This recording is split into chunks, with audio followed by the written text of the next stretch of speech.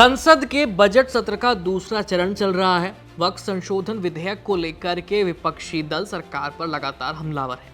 आज इस विधेयक के खिलाफ जंतर मंतर पर all India Muslim personal law board यानी AIMPLB का धरना जारी है।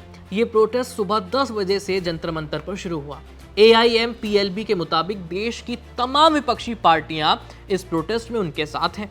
इस धरने में Congress, TMC, RJD, JMM, NCP, Sapa, AIMIM, DMK, Akali Dal, Shiv Sena और IUML के नेताओं का भी उन्हें समर्थन मिला है। ऐसे में सवाल उठता है कि आखिर मोदी सरकार वक्फ बिल में ऐसा कौन सा संशोधन करना चाह रही है जिसका विरोध मुस्लिम समाज कर रहा है।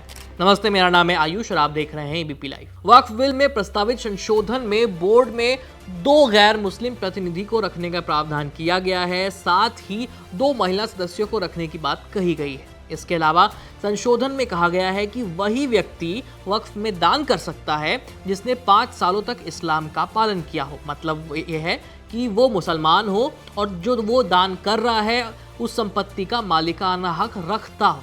इन बदलाव के खिलाफ ही जंतर मंतर पर प्रोटेस्ट हो रहा है। मुसलमानों का कहना है कि वक्फ संशोधन बिल मुसलमानों के धार्मिक और संवैधानिक अधिकारों के लिए गंभीर खतरा है।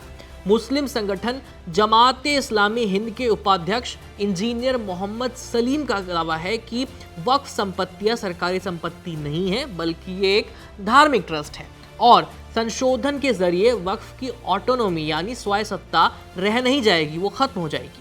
इंजीनियर मोहम्मद सलीम ने मोदी सरकार पर आरोप लगाया है कि 1995 के वक्फ अधिनियम जिसका पालन अभी हो रहा है, मोदी सरकार उसमें बदलाव करना चाहती है ताकि मुसलमानों की संपत्तियों और उनकी संस्थाओं को व्यवस्थित रूप से कमजोर किया जा सके। लेकिन यहाँ एक समस्या खड़ी होती है।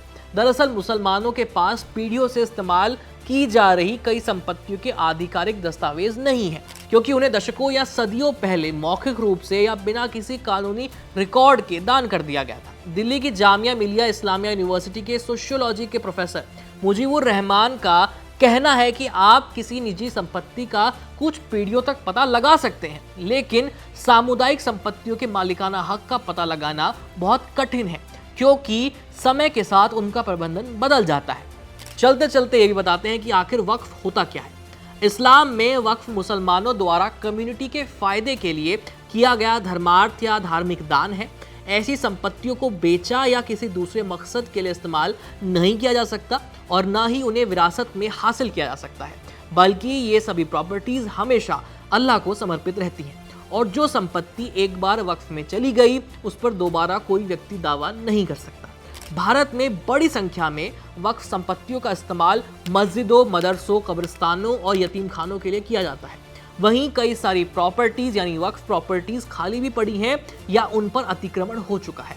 फिलहाल देश में वक्फ प्रॉपर्टीज को 1995 के वक्फ अधिनियम के तहत मैनेज किया जाता है। इस अधिनियम के तहत वक्फ में प्रबंधन और प्रशासन के हर राज्य में बोर्ड का गठन किया जाता है। यह अनिवार्य है।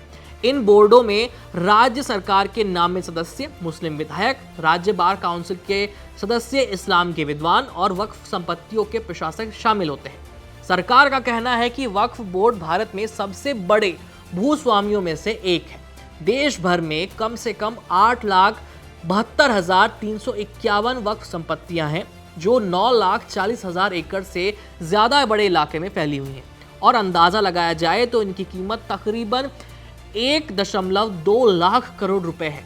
केंद्र सरकार का कहना है कि वक्फ संपत्तियों और वक्फ बोर्डों में व्याप्त भ्रष्टाचार और इसके सुधारने के लिए ही ये संशोधन किया जा रहा है और मुस्लिम संगठन इस बात पर सहमत हैं कि वक्फ बोर्ड में भ्रष्टाचार एक गंभीर समस्या है। उनका ये भी मानना है कि कई मामलों में पाया गया है कि वक्फ बोर्ड के सदस्य अक्सर अतिक्रमण करने वालों के साथ मिलकर वक्फ की जमीन बेच देते हैं। आधिकारिक आंकड़ों के मुताबिक फिलहाल कम से कम 58,879 वक्फ संपत्तियों पर अतिक्रमण है, जबकि 13,000 से ज्यादा पर कानूनी कार्रवाई चल रही है और 4,35,000 वक्फ प्रॉपर्टीज की स्थिति अज्ञात है, यानी उनकी मौजूदा हालत क्या है इसके बारे में किसी को कुछ नहीं पता। खैर, इस खबर में इतना ही। बाकी जानकारी आपको कैसी लगी हमें कमेंट सेक्शन में लिखकर जरूर बताइए। वक्फ बिल में हो रहे संशोधन को लेकर आप क्या सोचते हैं, इसके बारे में अपनी राय जरूर लिख के भेजिए। मेरा नाम है आयुष, देखते रहिए ABP लाइव। धन्यवाद।